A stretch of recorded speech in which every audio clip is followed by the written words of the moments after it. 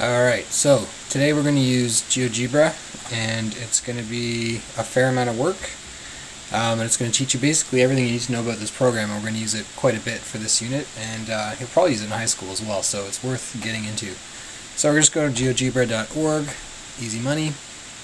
We're going to click on the geometry option, because that's what we're doing right now, and you're going to get a blank looking screen like this. It's going to have a few tools here.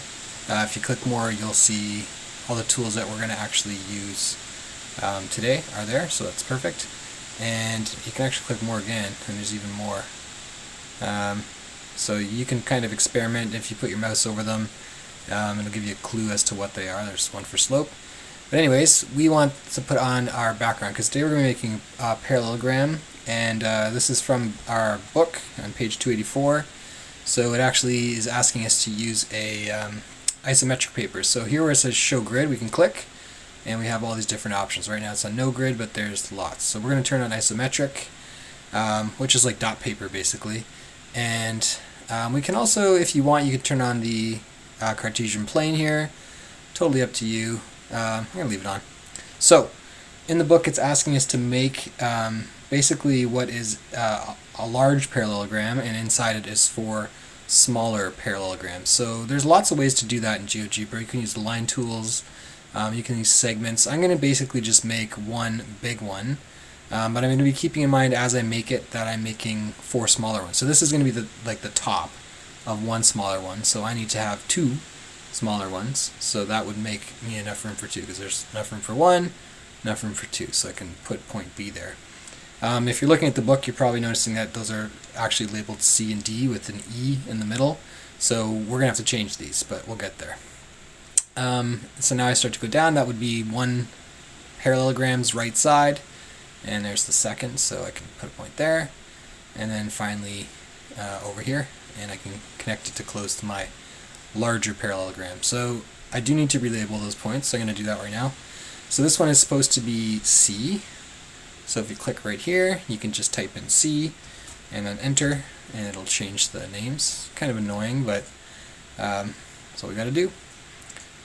So that can be point D. I mean, it's also useful to know how to do this, so it's not a waste of time, it just takes time. This is supposed to be J, so let's name that J, and around we go. So H. I'm going to rename the rest of these at the end, so you can kind of skip that part if you don't want to, if you got the hang of it here. Now I need an E and an F and a G here in the middle, so I'm going to use the segment tool, line segment I think it's called. It's just segment, and I'm going to click here and then down here to make the vertical line through these.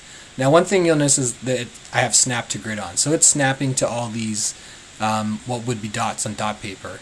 If you turn that off, it'd be hard to line things up perfectly, so it's a good thing it's on.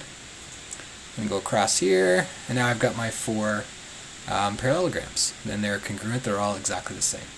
I do need a point here in the middle, so there's a couple ways you can do that.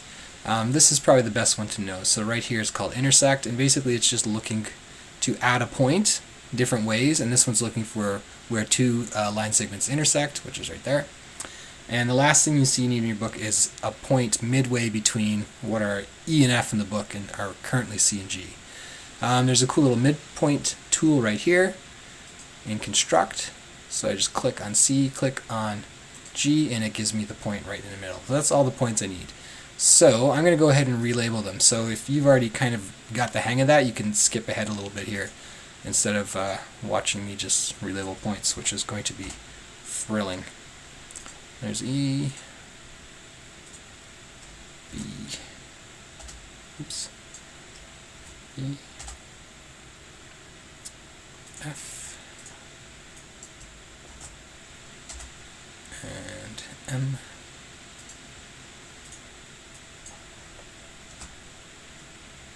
oops,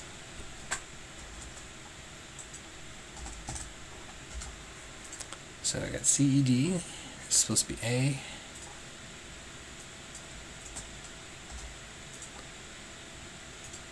oops, I turned off show label there. There we go. A, F, B, H, G, J, last point. There we go. And I got all my points labeled, so we're good. Now it says to trace the figure, so if we were using paper, we would trace that, but we're not. And then it wants us to put it on top of the original figure, and then rotate it 180 degrees about point M. So we can actually do that on the computer here, and it's going to save us a lot of time. And then it's asking us some questions. So first thing you have to do is trace and rotate. So down here, when you scroll down, you'll see that there are transformations, and there's all the ones we've sort of learned about in other grades. And rotate is going to be this one, and it says rotate around a point, and that's exactly what we need to do. We need to rotate around point M. So I'm going to click it, and down here I got a clue as to what to do. Select an object to rotate and the center point. So I'm going to highlight because I want to rotate all of this, and then I click the point I want it to rotate about, and it totals 180 degrees, so I'm just deleting that and writing in 180, and it doesn't matter if we go clockwise or counterclockwise because 180 degrees is the same either way. Click OK. Okay, now you can see I've got my second set of parallelograms on top here. It's rotated this way or that way, 180 degrees. So quite a few things have happened there, and you can look through the questions and answer them on your own. So now I'm going to undo that because the next step tells us to make a second tracing, or use the same tracing, and instead slide, which is another different transformation we usually call translated. So I'm going to undo that first change because I've answered those questions, and now I'm going to do the second one, which is to slide along EG, which is this middle line, and I need to slide it until E is on top of F. Okay, so this one's a little bit trickier to do. It took me a little time to figure out. So here's the tool to translate, but it needs to know how much to translate by. I need to move E to F. So you actually have to make a little line over here. I'm going to just use this one. It's going to make the points for me. So I want it to slide from here to here. So I'm going to make the line actually over here. And I'm just making it the same distance. So it's going to go from this point to this point, which is exactly the same as you can see E to F. So it's going in between two of these sort of triangles. So I'm going to do the same thing. It snaps for me. It's hard to see, but underneath the K there's a little arrow in that direction. So if I'd done K to I instead, like if I'd done this point to this point, it would be the wrong direction. So now I can use my transform tool, translate right here, and it's the same thing. Select the object and then the vector. So this thing we created is the vector. It's telling it the direction and how far. So I highlight my parallelogram again, and now I click the vector, and there we go. So now I've translated it down exactly as I was asked to do in the book. So I can answer the questions right now in the book, and talk with my neighbors, and there we go. So I've done the second job.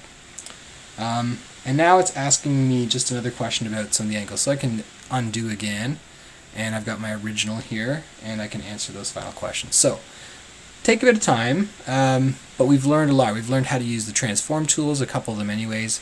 We learned how to make a polygon, which was pretty useful as well. We learned how to rename points. We learned how to make a line segment, how to translate. So we did a lot. So there you go. Enjoy.